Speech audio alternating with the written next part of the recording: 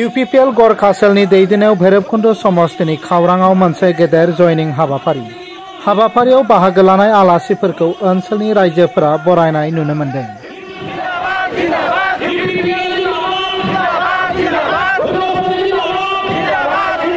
भैरबकुंड समस्तिनि खावरां रंजासालियाव गरखा सेलनि दैदेननायाव मोनसे गेदेर जयनिं हाबाफारियाव लेङाइ गाहाय मावफुं सोद्रोमा गबिन्द चन्द्र बसुमतारी, MCLA माधव छेत्री, प्रमोद बर'नि OST राजु टाकाल, UPPL नि नेहाथारि ब्रह्मन बाग्लारी, उदालगुरि जिल्ला UPPL नि आफादगिरि रवीन्द्र बसुमतारी, भैरबकुंड ब्लकनि नेहाथारि कफि छेत्री आरो गोबां दैदेनगिरि मावथिफोरा हाबाफारियाव बाहागो लायो।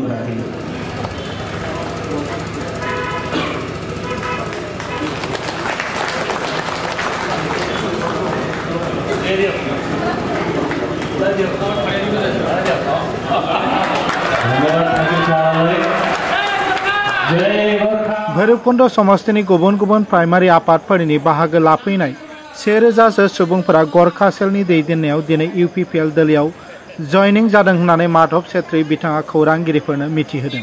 আজি আমাৰ ভৈৰৱকুণ্ড ব্লক গৰখা সেলৰ ফালৰ পৰা এটা সুন্দৰ এটা প্ৰগ্ৰাম ইয়াত আয়োজন কৰিছে। ইয়াত থাউজেন্ডস গৰখাসকলৰ জয়নিঙৰ কাৰ্যসূচী তেখেতক লৈছে।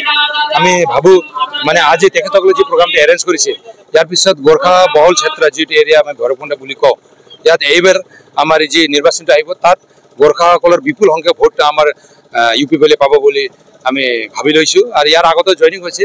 আজি কিন্তু যিসকল জয়নিং কৰিছে প্ৰায় BPF মানুহ, মেক্সিমাম BPF মানুহ আজি আমাৰ UPPL দলত যোগদান কৰিছে। ইয়াৰ পিছত আৰু ইয়াত BPF গৰখাসকলৰ মাজত মানে 5% গৰখাসকলৰ মাজত BPF থাকিব, তাতকৈ বেছি নাথাকে। তাত এতিয়া দেখিছো প্ৰায় 50+ হৈ গৈছে, 50%কৈ বেছি গৰখাসকল আজি UPPLত আহি গ'ল। আৰু এই প্ৰক্ৰিয়াটো কণ্টিনিউ হ'ব নিশ্চয়, মানে নিৰ্বাচনলৈকে প্ৰায় 80-90% গৰখাসকল UPPL মুখী হৈ যাব। আৰু আমি ভাবো অহা দিনত মানে সুন্দৰ এটা পদক্ষেপ যি BTR চৰকাৰৰ আছে, আৰু স্পেচিয়েলি BTR প্ৰমুখ শ্ৰীযুত প্ৰমোদ বড়ো ডাঙৰীয়াই BTR থকা সকলো জাতি জনগোষ্ঠীক লৈ যেনেকৈ কামটো আৰম্ভ কৰিছে, আৰু গৰখাৰ ক্ষেত্ৰতো মই পাৰ্ষদ হিচাপে মই MCLA হিচাপে তাত বহুত কাম কৰি আছো।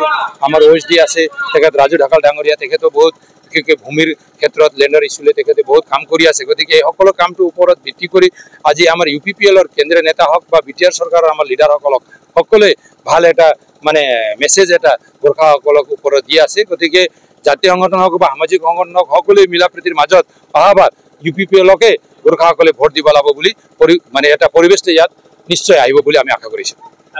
UPPLটো আমাৰ যে 40টা সমষ্টি আছে, 40টা সমষ্টি আমি নিৰ্বাচনত খেলিম, কিয়নো আমি আঞ্চলিক দল হিচাপে BTRৰ মানে মেইন পলিটিকেল পাৰ্টি হিচাপে আজি আমি আছো ইয়াত। আৰু প্ৰমোদ বড়ো ডাঙৰীয়া আৰু বিদ্ৰোহী সংগঠন NDP সকলৰ মাজত যি যোৱা 20 চনৰ 27 চনত যি এটা একৰ্ড হৈছে, এই একৰ্ডৰ পিছত যি এটা পৰিৱেশটো ইয়াত আমি BTR এৰিয়াত বা প্ৰপ'জ বড়োলেণ্ড এৰিয়াত আমি যি দেখিবলৈ পাইছোঁ, নিশ্চয় ইয়াত এই ৰাজনৈতিক পাৰ্টি এটা UPPLৰ যি চৰকাৰ হোৱাৰ পিছত আৰু BJPৰ যি মানে ছাপোৰ্ট যি আমাৰ লগত আছে, দেশৰ প্ৰধানমন্ত্ৰী, দেশৰ গৃহমন্ত্ৰী, অসমৰ মুখ্যমন্ত্ৰী মহোদয় আজি প্ৰমোদ বড়ো ডাঙৰীয়াক সহযোগ কৰি আছে BTRক আগুৱাই লৈ যোৱাৰ বাবে। BTRৰ একৰ্ডবিলাক ইমপ্লিমেণ্ট কৰাৰ কাৰণে সুন্দৰ এটা এডভাইচ বা ছাপোৰ্ট এটা তেখেতসকলে দি আছে।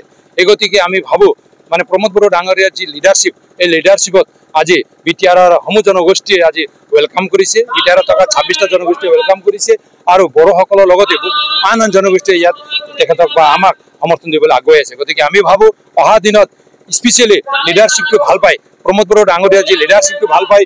আজি চাওক আপোনালোকে গম পায় যোৱা হাগ্ৰামা মহিলাৰী BTCৰ চিফ আছিল, কিন্তু চিফ থকা সত্ত্বেও তেখেত যি ধৰণৰ পাৱাৰফুল আছিল, হাগ্ৰামা মহিলাৰ বিপক্ষে কোনো এজন ব্যক্তিয়ে কথা ক'বলৈ টান আছিল, মাত মাতিবলৈ টান আছিল, ক'ব পৰা নাছিল।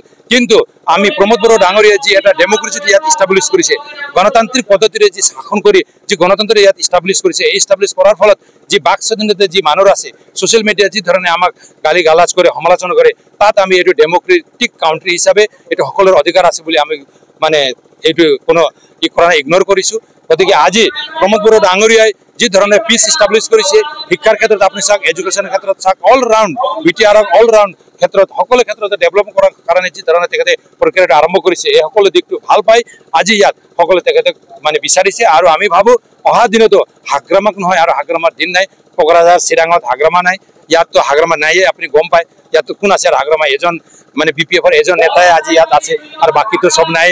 আপুনি ভেৰগাঁৱত নাইয়ে, আৰু বাক্সাত নাই, তামুলপুরত নাই, চিরাঙত আজি আমার প্রাক্তন ডেপুটি চিফ হাম্পা বরগারি ডাঙরিয়া আজি UPPL এর একজন কেন্দ্রীয় নেতা আছে, প্রাক্তন মন্ত্রী আমার চন্দন মুর্মু ডাঙরিয়া আজি UPPL এর নেতা আছে, আর কোকরাঝারত কোন আছে? কোকরাঝারত কোনেও নাই।